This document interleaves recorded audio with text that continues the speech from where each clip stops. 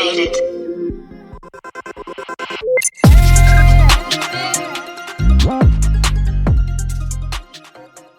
Hello again, and welcome to 3reate. I'm your host, Andrew Newman. 3reate features two types of episodes in a single feed, weekly and interviews. Each week, Nathan and I discuss current trends, our projects, and whatever else is on our minds. We'll also bring you fortnightly episodes where I interview folks across art, science, and technology, where we dive into their stories and get to the heart of how creativity drives them. My AI co-host will now introduce this episode, and I'll be back with you in about a minute. Thanks for listening. Hello, I am your AI co-host. We pick up mid-recording for part 2 of this episode. Ever feel like your brain is short-circuiting from the constant digital noise? It's not just you. We explore how technology is changing society faster than our brains can adapt, leaving entire generations behind and making basic systems fail. Are we building an AI we can't control? Why aren't we having a public debate about this technology? This is the conversation about AI you're not hearing anywhere else. And now the humans.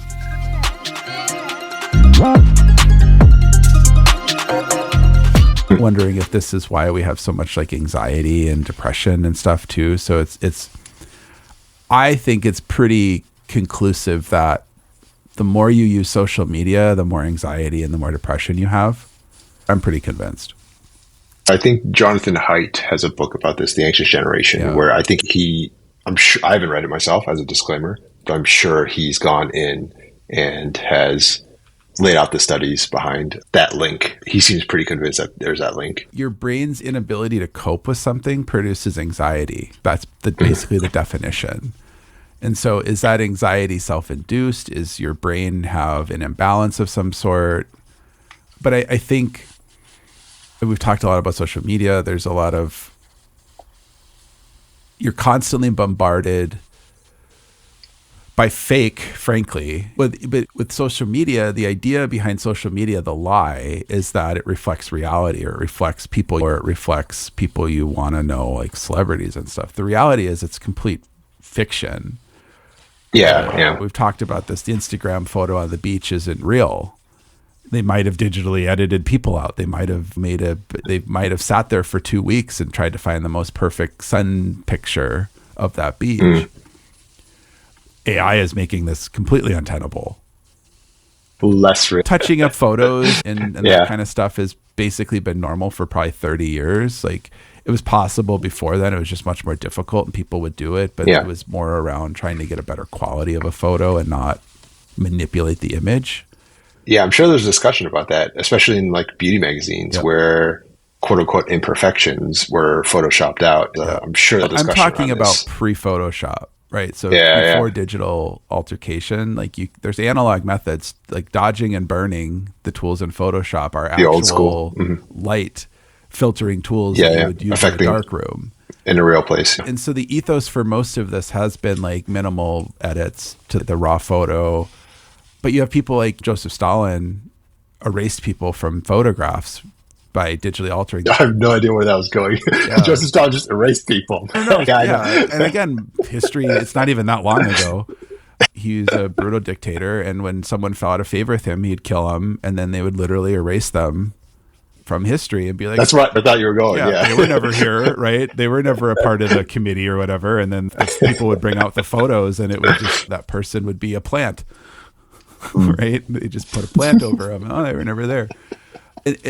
But with social media now, it's not real. And I think part of it is your expectation of, I think it's real. Therefore, and my brain is probably sensing that it's not real, or it's like too real, or it's something's off, but you're not acknowledging it. So I think that kind of produces some anxiety and eventually depression.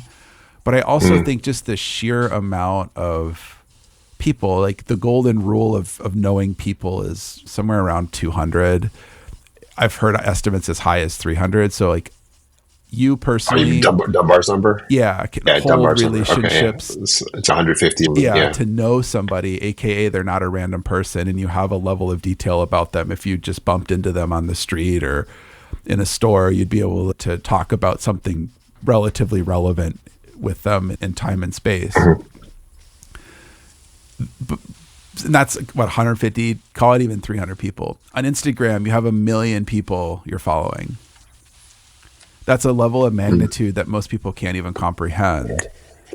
And now you're seeing 1 million people's lives you're getting updates. And of course, Instagram's not real. So you're seeing the best possible version of 1 million people's lives constantly bombarded every time you open the app. It's not that they just post one thing a day either. A lot of people are posting multiple things. Oh, look at how good my beach. I was at the beach, and then I was eating oysters, and then I went on a helicopter ride, and then I went windsurfing. And so now you have one person who has 5 different activities, and this is just a graph, right? A social graph. Yeah, so much more. Okay, but yeah, your brain is mapping that though, right? Even though it's maybe not sticking, I'm not going to remember that, but the short-term memory and my synthesis of that moment is still happening. Go to the next person, and now they're rock climbing. And so it's like you're constantly context switching. We talk a lot about this at work, but we don't talk a lot about this just in life. And we take for granted our ability to focus and synthesize information, and our brain filters a tremendous amount of stuff so that we can even function. We won't say word. And I think there's just so much stuff. You didn't have an electric bill because electricity wasn't really a thing. Now you have an electric bill, and then if you don't pay that, and there's a phone bill and an internet bill and a cable bill, and you have to keep track of that. If you don't pay it, and then you have auto payments, but then the auto payment doesn't work. There's all of this additional stuff that you just need to know, that if you don't know it well enough, you don't function well. And then we have all these new social normalities that we put on. So you can't just call me, or you can't just walk over to my desk. You have to Slack me or Teams me or Signal me or whatever. Yeah. And so I think everybody's just overwhelmed. And I think as AI is progressing, this is stuff's only going to get worse, because we're going to be able to produce much more, much faster. And you can argue about whether it's quality production or not. It doesn't matter. It's the more information in the world is just going to the world's going to get more information dense with AI. And I think people are already struggling to cope. And I'm increasingly concerned about what that world looks like. Because I don't think people realize the state we're in today. And I would point to evidence as society doesn't seem to really be functioning super right now. Yeah, the water runs and the power runs in most places. But like every time, like the post office is a great example. Post office can't tell me that an address is real. The post office, arguably the one thing they should be able to do. Yeah, I do want to have a tangent, but I just want to point out, you did a clever thing that I don't think people caught on. We were talking before we started recording about auto billing, and in your little rant, you talked about credit cards expiring and stuff, which is a throwback to a conversation that we're having when we started recording for that. Reverse foreshadowing. No, but I think you're absolutely right. There is, I think it taps into this maybe innate desire for more. It's constant more and more, especially as society and technology gets better. We have access to more things that we never used to have. And I feel like that's a natural progression of things, is things will get better and you won't have to deal with some of the things you haven't had to deal with in the past. Technology also brings new problems that we hadn't had to deal with in the past. And this influx of information, I think, is absolutely one of them. I don't know that there's a silver bullet to avoiding these problems, but I do see a lot of success with people knowing what to filter out, or knowing how to manage your own filter, so to speak. This letting go of a bunch of people doing amazing things that you will never be a part of, but that's fine. You're still living your life. Enjoy what you have, and don't succumb to this hanging carrot in front of you of people doing things that you want to be able to do as well. It's just, it's an individual mentality kind of thing. But I think that's the right advice. I don't know if that's not possible. I think it's really hard. I think the reason I think that it's not possible is that social pressure dictates that you participate or you get ostracized. That's humanity, right? Our culture now is digital. If you live in anywhere other than probably North Korea, you're on the internet at this point. I guess like a good example would be like the Amish people in America. They tend to be rejecting of most modern technologies, especially anything that runs on electricity. There's different groups of people within the Amish community of different rules, but generally speaking, they don't do technology. However, they still use the post office. So if they go to the post office and try to mail something and they can't get address verified, they are still beholden to the system that's producing all this problem. And yeah, they're not sitting on Instagram on their phone, probably. Yeah, I'm sure Amish has their variation of Instagram now. I don't believe that joke. They do. Yeah, but some of them use cell phones because they're battery powered. But the whole point of being Amish, in my understanding, is living some sort of biblical vision.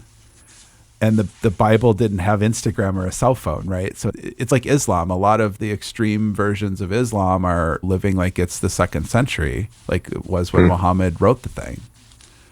You can argue if that's a good thing or a bad thing, but the reality is like they're still beholden to the modern world, which is dependent on all this stuff. So at some point, you're not isolated from it, right? So you're going to come into this modern era, whatever you want to call it. You can't escape it.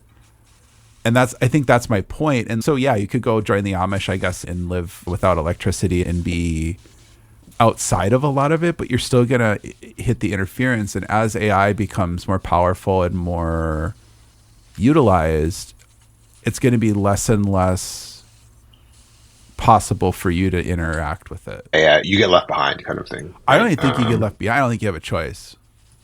Right? It's like you're reading the newspaper now. I wouldn't be surprised if there was AI articles or AI assisted articles. You wouldn't even know the difference because they don't disclaim it. And so a newspaper is a super old technology, but you're still going to be brought into it. And I think at a certain point, you're not going to have a choice. So it's like credit cards is kind of a thing. Cash money in the United States, at least, is legal tender. Yeah. It has to be able to be used to pay for things. I've been to many places. They don't have cash and they don't accept cash. So you could say technically that's illegal. And I guess I should call the Treasury, have them come close down the poke shop. But if you don't, and there are people in the world who don't have a credit card. There's actually quite a few, especially children. Yes, right? Yeah, unbanked, and that's why, as bad as it is, there's a lucrative opportunity for setting up bank services for kids, and there are many companies trying to do that. Really strong opinion about that. But my point is, like, that's a technology. Like paper money, you could argue is a technology too, but then digital money is a technology, and we take it. It's so easy to take it for granted because most people have a credit card. What do you mean you don't have a credit card? And now it's weird to have cash. Why do you have cash? A lot of places in Europe are going to credit card only. Okay, fine, but that's a level of technology adoption. Sure, I guess theoretically I could go around everywhere with cash and then throw money down on the table and yell at them or something. But the reality is that's really not feasible, especially if it becomes to the tipping point where everyone is only taking credit card. You don't have the option at that point. You get ostracized.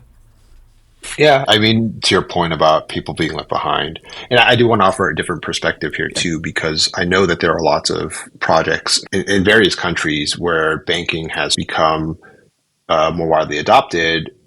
There were people that weren't participating in the system. So I know that there are many projects that have developed blockchain-based banks so that people can actually start getting on this digital money accounting system, because you had so many unbanked people were not able to participate in the economy just because they didn't have a bank account, and they weren't being given bank accounts because they had no quote unquote history of record for credit. Solutions that were created to try and mitigate that type of phenomenon. But I do think that's similar to being left behind. You don't have a choice. You either have to participate, and if you can't, then you are left behind. The people who have the decision to participate or not, who choose not to, I think is more of an interesting dilemma. But yeah, but I think at a certain point, it's just not a choice. And I think a lot of the stuff that I read and a lot of stuff I see is like, and AI is kind of a good point here. There's a growing camp of people who are effectively Luddite against AI. It's too late. It's here. It's being used everywhere in ways you probably don't even recognize. And again, you can have a moral discussion if that's good or bad, but the reality is you can't escape it. You can't interact with the United States government. So good luck. I've been going through this with my grandma, who's way too old to have a computer. I don't think she's ever used one. Oh, wow. Yeah. Okay. I think they had one once upon a time. but she never used it. Like my uncle had one for school or something. And then she retired before technology was ubiquitous in the workplace. And then after she retired, she still worked. She like couldn't stop working. I don't know. She didn't need to work, but she had like part-time jobs and stuff. But yeah, it was always jobs that you didn't have. Some people need that. Yeah. And as far as I know, like even it was still enough ago where your time card was the old school punch system. There wasn't a digital time card. Almost everywhere has a digital time card now. So as far as I know, she's never used a computer. And so when the federal government changed Social Security to remove all the ability to go in person in an office, you have to have an account now. There's an entire group of people out there who are just completely hosed unless they have someone in their life who can help them. And that's a generation, right? We've gone from the ability to go interact with the United States government in person to not at all. It has to be online. Yeah. Everyone going forward will have to have a government account now to get your Social Security. And most people are like, oh, I don't worry about that. But when you're 60 or 70 or 80, when the Social Security benefits are available, you're going to have an online account. And that'll probably be normal for you until they change it to something else. And you'll have to have a quantum identity or something, right? And you have to give a blood sample. A digital twin, yeah. So I think the Luddites is a really great thing of the industrialization. They tried to escape it. They tried to do everything they could, and it failed miserably. Is the world better? I don't know. I think that's a relativistic argument. We don't have people dying of waterborne disease now, but at the same time, we have rates of depression and anxiety that are astronomical. And I think a few months ago, I probably would have said, yes, the world is much better today than it was 100 years ago. Now, I don't know if I'm in that camp. I think it's different. And I think relativistically, based on death as a metric, sure, I guess it's better. But the overall health of our society is probably worse than it's ever been. Life expectancies are going down for the first time in known history. And so by our single metric of deaths, we're failing that. And I think it's really strange that nobody's asking that question as to why. We're starting to see a rate of technological change that even within a generation, I think it's insane that a medium of doing something or a core principle of our society that I can go to a building and talk to another human from my government to do something is now gone. Very simple illustration.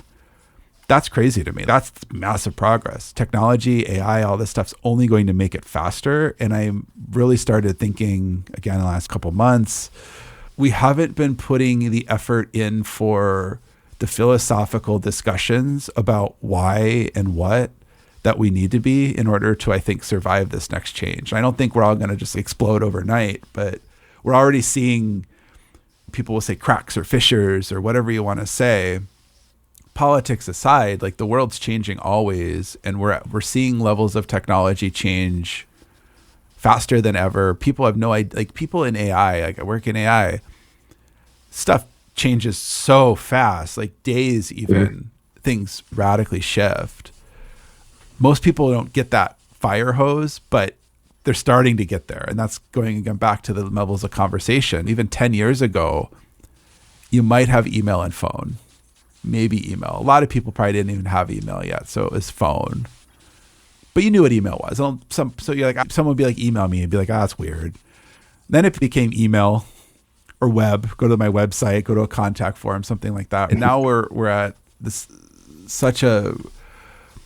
there's, I don't know, probably hundreds of different ways to communicate somebody now. And a lot of it's instant messaging or chat or whatever, but it's still different options. It's the cereal aisle problem. And I'm not arguing that we need one system. We need homogeny. That's the absolute opposite of what I'm trying to say. But we have almost an abundance of diversity, which is something our brains can't seemingly handle very well. And it's only getting faster. And so I think that it's not necessarily a bad thing, but I do think like, we need to have that philosophical conversation of, do we really need to invent another type of messaging? Every app is getting messaging now. Like I was just talking with the friend of mine, and they're on their app, whatever it was. And it was an app that you wouldn't expect to have a social component. And they were like, this is a social app now? Like, why would I want to message you about whatever the app was for? Well, of course, one way to do that is to add social engagement in your app, because that's how you get other people to use your app. Yeah, exactly. Right. I know. I get why they're doing it, but I think as a society, we need to say, don't invent another instant messaging platform. Yeah, but you can't control what other people do. Sure. That's the whole theory of government. Right? The government I mean, we can. Yeah, so that goes down a political tangent, I think, to talking about autocratic governments and dictatorships. Yeah, right? but a system of rules and laws, like you can debate whether or not like you have a choice to participate. I think the libertarians would say you do. I would say you don't. A really easy example is if the United States government wanted everybody to do something today, they would be done. They have an overabundance of power. The United States military can drop a bomb on a country halfway across the world and not know it happened until the ground shakes. To think that you can overthrow the United States government is insane.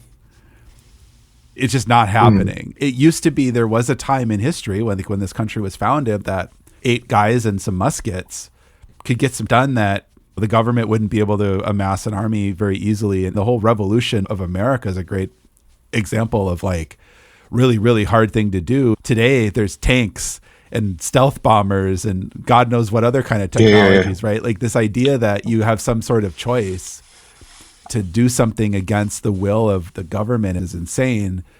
Democracy at its core means that it reflects the people's principles, or it should, like representative democracy. The idea behind this country is that it should, but I think in order for that to function, there needs to be social norms. And as we've been discussing, I don't know that those exist anymore. And trying to establish them in this era is, I would say, nearly impossible.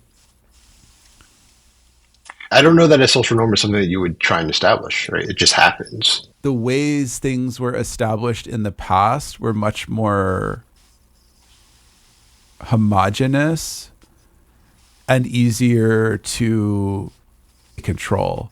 Religion is usually a big institutor of cultural norm. You go to your church or your imam or the head of your religious thing and they tell you stuff. And then most people there believe it and agree with it. And so that becomes the cultural norm. But now you have 1 million people on Instagram telling you what's normal. It used to be newspapers would give you facts, theoretically, that you could make decisions on. Now you have 1 million different news sources and 1 million different variations of facts, to the point where I don't know that a fact is real anymore. And having a diversity of opinion is great, but I think we've surpassed the ability for the average human to like filter and mediate. Okay. I'm thinking a lot here because I think a lot about in general, because I'm so deeply involved with technological innovation. I think one of the critical issues is you can never really predict what something or what. So it's like you provide the platform and things happen. Williams Berners-Lee did not probably anticipate that we would be using the internet the way we do today when they first created the internet. So it's like you can't really enforce a way of people to use your tools. You can start to do it, but there are going to be people who try and find ways around it. So 100%. You're always going to have like deviants. Away from the normal. Away from the normal. Right? Yeah. So no, you can't. You can and you can't. So if we wanted to get rid of, probably a good example, right? It's a distributed network. A bunch of people are involved. If you wanted to get rid of it, you could. 100%. You bomb all the server farms for Bitcoin, and sure, someone's going to have a Raspberry Pi or something on off grid, and it'll persist for as long as people care, and then it won't. The utility of it, in that it works as a system, is the reason that it maintains its normality. But if you disrupt that system, then it's gone. If quantum computers came out tomorrow that could crack Bitcoin and you could just mint as many Bitcoins as you wanted, I don't think anybody would give a shit about it. They'd be like, okay, that's useless now. It's obsoleted. I'm sure people are going to deeply care about it. But my point is like, I think Bitcoin is synonymous now. I think pretty much everybody probably has at least heard of it. It's just like the Palm Pilot, right? I couldn't live without my Palm Pilot. And now most people are probably like, what the hell's a Palm Pilot? Right? Because it's obsoleted. The social tradition of being on a device in your hand on a screen has gotten, I would say, worse, but has progressed. That hasn't changed. But everything you can do on it now has changed. So you can't necessarily control that. But if we didn't have power tomorrow, none of this stuff matters and it all changes overnight, very radical change. And the idea behind like capitalist markets is that the demand of the thing dictates what is exactly common and popular, and is also very different than it used to be. It used to be the village elder or the religious leader or the warlord who controlled your territory told you what was up. And so that's different now. And I think the scale of influence, that's probably the argument I'm really making, is that the scale of influence has changed to a level that I don't think most people can comprehend. And so it makes things less easy to control in a monopolistic way. The government in the 40s building the nuclear bomb stuff was all super top secret. Some journalists just happened to be on vacation in New Mexico and stumbled across Los Alamos. So they went to him and they were like, nah, dog, you don't get to do that. But today he would have put a photo of that on Instagram, and now the so-called cat is out of the bag. It's also not impossible to get rid of that or to kill that idea, but it's much more difficult. However, most people probably don't care because they're not following him. 1 million followers on Instagram is nothing in modern society. So I need to maybe think about this more. We need to articulate this better, because I do think the observations of our current technology and our use and the trajectory that we're on is obvious. Like what the world will look like in 10 or 100 years. I don't necessarily think AI is going to be superhuman intelligence, but I do think it's going to be able to automate and remove a lot of the work that we now think is important. And I don't know that we will create enough new work to keep the amount of people we have occupied with stuff. And our current system is completely predicated on that.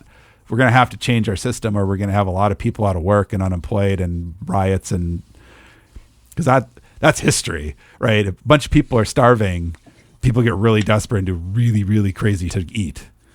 So that's coming if we don't fix it. So always be wary of people trying to predict the future. 100% agree with that. But I think that, again, in a generation, we've obsoleted the human interaction.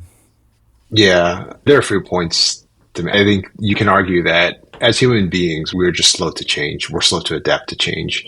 It is one of our superpowers, but we can't change at the rate at which technology is changing. So you can argue that we're just in a transitional phase where, because of the rate of technology changing so quickly, we just haven't caught up. So eventually, when we as a generation die out, there will be some adapted being, future human, that can actually figure this stuff out and manage these types of things. And we just have to be caught in a time where we're not equipped to deal with the influx of information, the social pressures of wanting to be important, stuff like that. But as you're talking more about AI obsoleting a lot of work and not having that happen in history, I do think there's a historical movement of this idea of the meaning crisis, where people are trying to find meaning. And if you don't have work, which is a critical element of how you find your meaning, then you can become misguided. That idea, the idea of people trying to find meaning, has been around for generations, for decades, for millennia. So it's something, that's one of the consistent things I see, is if you can understand how to find your meaning, especially in times that are changing so quickly, you may be okay. But I think that's my meta point too, right? We're not having that philosophical question about, do we want AI?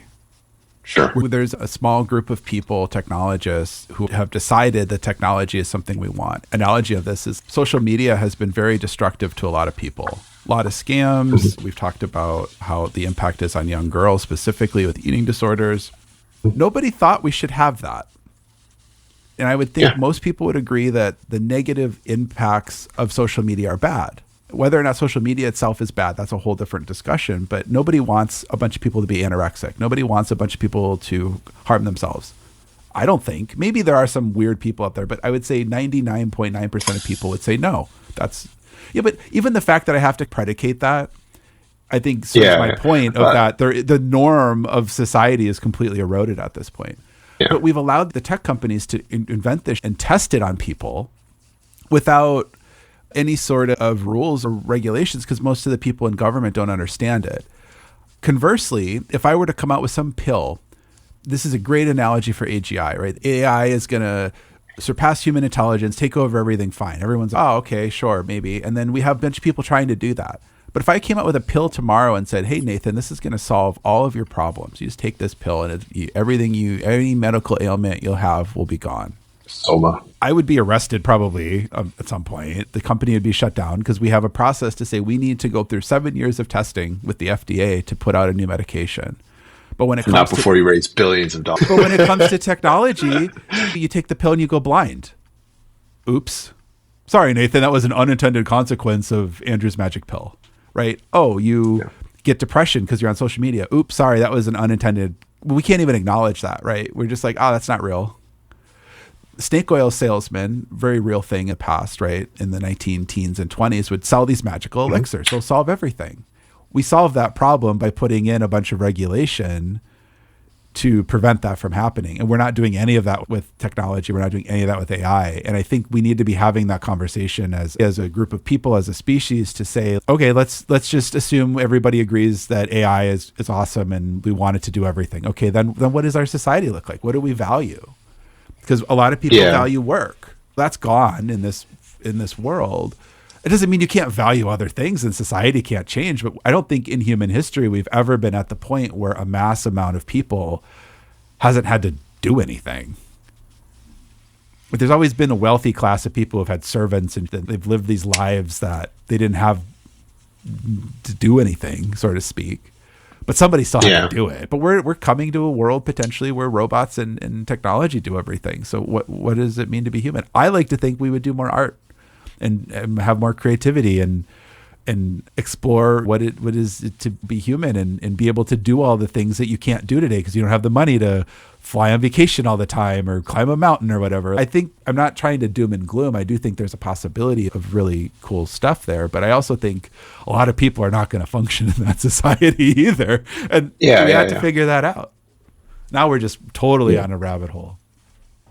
There are so many places that it goes from here. I do think, in general, artificial intelligence is a unique technology because it is so tightly coupled with, quite honestly, politics, right? So even as you're saying, we aren't having these conversations about regulating AI, you take a look at Europe, where they actually do strongly have these conversations around AI safety and how to roll that out effectively, which creates this weird geopolitical dynamic where, because other large, powerful countries, entities are focusing on tampering down AI, there's a competitive advantage if you embrace AI, which I think is one of the reasons why the US in particular has been so inviting of adopting AI as such. But I think that the common thread line still is this idea of, what does it mean to be human? And in this age where your work, which may have been a part of your meaning, your identity, you'll still have to deal with that in the future, finding what your meaning or identity is. And it can't just be the work. And we've solved technology problems like this, like nuclear everything is a great example of the government basically decided that you shouldn't have your own nuclear reactor. To do this. It is a way. I'm not necessarily advocating for that, but I think the point is there was a very nuclear bomb, nuclear physics didn't come out of the ether. It developed very quickly. But people knew about it. It was covered. There was a debate, the nuclear age, where everything's going to be powered by a nuclear reactor and this atomic era will come upon us and energy will be free. And then there were people saying, no, I don't want that. That seems bad. What if the radiation leaks? We were having that debate. We were having a conversation. You can argue if it was a good one or not, but we were having it. I don't really feel like we're having that with AI. What I hear a lot of is you have the dissenters and then you have the crazy people. I think pushing AI. They're crazy people on both sides. I think pushing AI to become general intelligent is crazy. Whether or not it's possible, that's a whole thing. I think that's crazy. I think that's the pursuit of God, right? That has been throughout all of human history. And I think the fact that we're just saying it either has to be here or it doesn't have to be here is, again, insane. We have nuclear technology. Had we not developed a nuclear bomb, somebody else would have, the Soviets most likely. Germans were right there too in World War II had we not won that war. Very different place. So then we need it because then we have an asymmetric of power. You threaten to nuke them. If you don't have any deterrent, our whole society is built on the fact that if you nuke us, we'll nuke you, and let's just maybe not do that. But if we didn't have nukes, like Ukraine is a great example, country doesn't have nukes, a country that does have nukes invaded, now what do? And so it's an asymmetry of power. So like the power law, which is a thing people have coined, in my mind exists in that if there is an asymmetry of power, the more powerful thing will win. Yeah, that's one of the natures of the world, right? If you can't protect yourself, then you're going to lose to do so. Humans have been very good about finding very clever ways to prevent that or elongate it. And so the nuclear thing is a great example. We have the ability to end life on Earth today. We've all decided we won't. Let's not do that. Right? Yeah. But nuclear proliferation happens. More countries are getting it. It's inevitable that we're going to have an accident of epic proportion, or someone's going to launch something, and then we're going to have a moment to, okay, some crazy person who really wants to end the world, because there are those people in the world, did it. Now what? But viruses are, I think, another great example. Disease. Disease is way more powerful than we are. But we've come up with things like vaccines or antibiotics, or we've discovered treatment remedies for cancer or chemo, these kind of things that maybe they don't end the cancer, but they reduce it enough so that you can live years longer or even maybe decades longer. But we haven't solved cancer, right? We haven't solved the common cold. Like the common cold, most people are fine. A lot of people die from the common cold. Still, we haven't solved it, but we have ways to treat that. If you can't breathe, we can intubate you and put you on a ventilator that breathes for you. But I think with AI, we're overplaying that a little bit. We've never, ever created something that has the ability to self-replicate or potentially be smarter than us or more capable than us. And again, there's plenty of things in the world that are more capable than humans. Like the sun could blow up and rupture and kill us at any moment. It's just we have never developed that technology. And it's going to, I think that's a debate should we be pursuing a technology that we can't control or we don't understand? Yeah. There are many people who are experts in this space that strongly advocate against any more AI research. Yeah. Eli Yudkowsky is one person that comes to mind. They're very vocal about these types of things. It just so happens that there are other people who are more vocal on the other side that seem to get more of the attention. And I think, again, we're not having the debate publicly, though. It is happening in public, but the mass culture, the mass zeitgeist is not in it. Sure, yeah. And that's what I think really disturbs me, because I know gain of function research is a whole political field, but it is a real thing. And the whole COVID side, I'm not trying to make a political point, but in biology, we've decided that gain of function research is not something we should pursue. And the idea behind that, we shouldn't pursue with an asterisk. We do in some instances. But the idea is that you add a capability to a virus. So if a virus is the ability to spread by contact, touch, we give it the ability to be spread airborne and through touch. But in nature, that wouldn't happen. Something like Ebola is close to that. Yeah. But the more infectious and fatal something is, the less common it is, because it kills the host too quickly. Ebola is a great example. Ebola is very deadly, very scary, very serious thing, but it's so deadly and so serious that it tends to kill everybody who comes into contact with it, and it doesn't spread very far. Whereas something like COVID or the flu tends to not kill people right away. You can get complications, but it spreads much faster and you don't get symptoms right away necessarily. I think incubation for the flu is like a couple days typically. You don't know you have it. So you're spreading it for 2 days before you start getting that scratchy throat. But we've decided as a species, for the most part, asterisk is there are government labs who do this for weapons research. But for the most part, we don't do this kind of stuff. And our scientists don't engage in this kind of stuff. We've decided it's unethical. And so AI could be the same way. And I'm not necessarily advocating we do that. I really do need to, maybe we should talk about that maybe next week. I don't know if I think we should stop it, but I think we should be definitely talking about how do we do it safely, and as it develops and as people get obsoleted or jobs get obsoleted or that our core technologies of our society get obsoleted, how do we do that in a responsible way instead of just letting the man who I will not be named on this podcast ever again dictate that they're going to bring AI Jesus to the world and obsolete everything for us? Okay, why does he get to decide that? Yeah.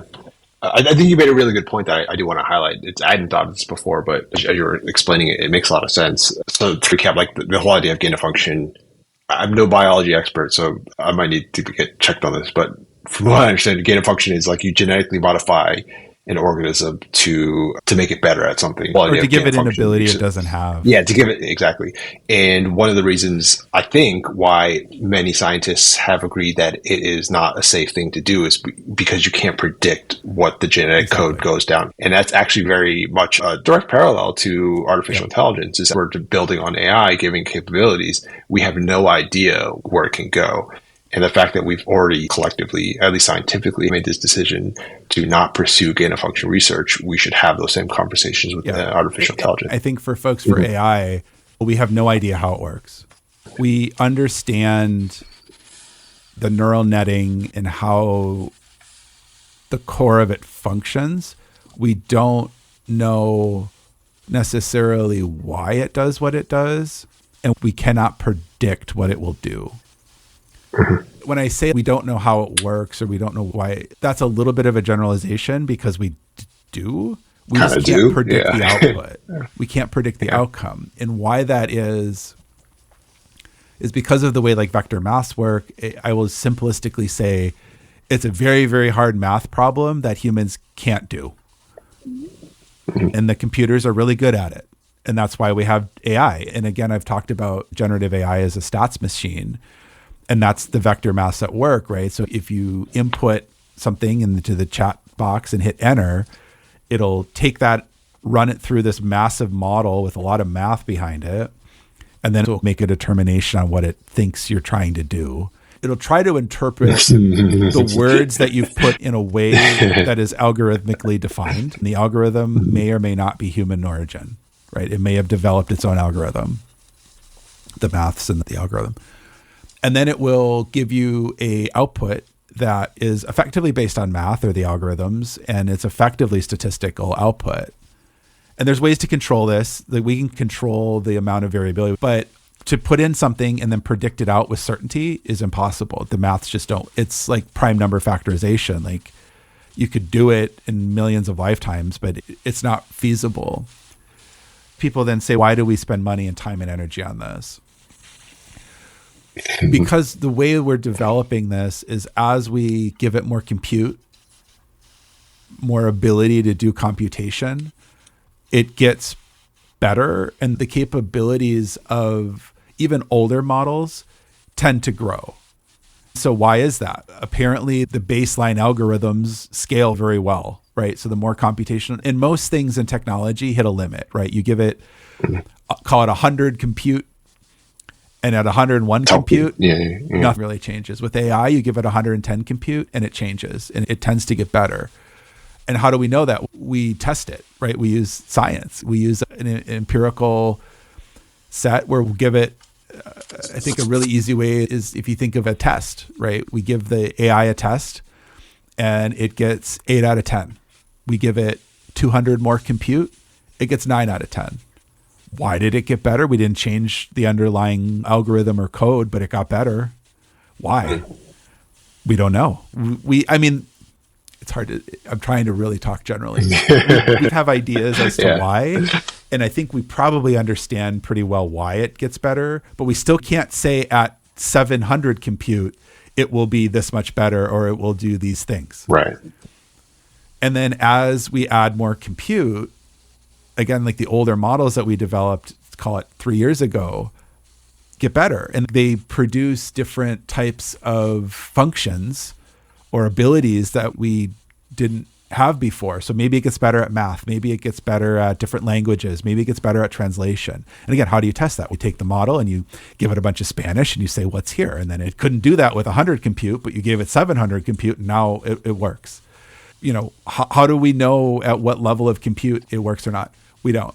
Google actually just put out a paper a few weeks ago that suggests that there are limits to this. And it makes sense. I was going to say, I think we're getting there. Yeah, everything has limits, right? The amount of things we can do on Earth are limited by the amount of energy we can produce, and that's the sun, and that's any uranium on the Earth, and any other kind of crazy method we find. Like there is a finite stuff. It's just unfathomable for people. There probably is a limit, But the push is that it'll scale far greater than anybody's predictions are. And we should just continue investing a ton of money into this, a ton of energy into this. And it'll be so much better than any human or group of humans that will create a new magical technology that'll have untold potential. That might be true. I don't know. Again, we just talk about not being able to predict the future. I don't know that it's still going to be creative. I think the fundamentals of this are that it's basically been trained on the entire corpus of digital human knowledge at this point, and it seems like it's scaling fairly well, but version after version of all the models are getting better, but it used to be like 20-30% better. Now it's 4 or 5% better. And again, this same thing with CPU technology in the 90s and 2000s, right? Moore's law kind of dictates as things scale. All of that aside, I think we as a society need to be debating, do we want to spend all this energy infrastructure on AI? I am inclined to say we need to continue developing it, and we need to, as we unlock the ability of this thing to do things that we can't foresee, we need to have some sort of governance in place to say we either do it or not. I don't like the idea of a bunch of tech bros releasing this onto society like we did with Instagram and Facebook and all these social networks unchecked. I don't want a bunch of bureaucracy behind it either. And that's the flip side of this, is a lot of companies want the government to grant them exclusive licenses so people like me can't develop stuff. That I'm against too. But we need to have the conversation. We need to come up with some sort of plan and framework to work through with this. And we're not. And maybe that's where we end, because I'll keep ranting about this all the I will say, on a more optimistic note, being someone who is trying to get into energy, one of the silver linings of this investment is AI, is you have large players starting to recognize that energy is a very key asset. And we use energy for a lot of other things. So this development into energy, I think, has some positive or potentially positive externalities of large people with lots of resources investing energy into energy. So maybe things will get better by having this sort of quote unquote race to clean energy. I don't know. Maybe I sound pessimistic. I don't predict the future. I do think, though, that there is a silver lining future, or like a better society. However, if we don't intentionally do it, then it will not be good. Sure. And I think that was going back to the Luddites. I think had there been more acknowledgement of these people going out of work and their job functions being obsoleted, then maybe it would have been different. A lot of people rioted and died, and I think that was all unnecessary. Like, I understand why. If you have a job and it gets obsoleted by a technology and then nobody wants to hire you because you don't have any quote unquote modern skills, that's a huge problem. It's also a very solvable problem. I think some people in the tech community are getting to this in a less direct way, which I think is dishonest. And things like universal income, like we're just going to pay people to sit around or be obsoleted. I think that's insane. I think there's all sorts of options we can do in the future, or as we're going through this, that I don't want to say soften the blow, but could alleviate a lot of the past problems of technological development. And it's not just giving people money. It's a good practice, right? Yeah. If you propose a problem, try to also propose some solution. It's a good practice. That would maybe be an interesting thought exercise too, because I've thought a lot about what do we do, and everyone's like, communism. It's obvious, right? I don't think that's necessarily the solution. And I think even outlining those core problems, it's like, we're going to retrain people. Like, if you've worked 20 years in something, should you be? Why don't we just retire you? And if you don't want to retire, fine. I'm not saying we should mandate that you don't get to work anymore, but like a lot of people, they work 20 years and they're like, I'm done. I don't want to go learn this newfangled technology, and maybe you shouldn't have to. But our whole system of economics isn't built for that. So we need to change that. And I think that's okay. We can change that. Everything we're talking about has solutions and we can fix. The core problem, the doom that I'm pushing out, is we're not having these conversations anywhere. Some of them are happening on podcasts. People in the community of AI or whatever are having these. The average person has no idea. And that's why I do this podcast, is to try to expose people to different ideas and different areas of art, science, and technology, and it's been very technology and a little bit science focused lately. But that I don't want to like AI hype, but maybe I'll end with this. A year ago, I built an app with AI, and it took me about 4 months to produce an MVP. A month ago, I started a new app, and it took me 3 weeks. Mm-hmm. See y'all next week. Right? Yeah. And the app that I produced, the more recent app I produced, way harder, way less time. And that's largely because of AI. We talked about this a little bit, vibe coded or not. But yeah, AI has done most of the lifting. Am I capable of doing it? Sure. Did I do it? No. So yeah, there we go. We'll talk about the AI future next time. And I should make a note. I was going to talk about the thing we were talking about earlier. The website was down for stupid reasons, and it's back up. Oh, yeah. I'll leave it at that. Yeah. Go to 3reate.com. Yeah, 3reate.com is now alive and well, and you can listen to the podcast. All right. See you later. All right. Take care. You can find us at 3reate.com. It's like the word create, but with a 3 instead of the C. As always, we encourage you to listen, watch, do. We'll see you next time. You can support this podcast at patreon.com/3reate or at ko-fi.com/3reate. Thanks for listening.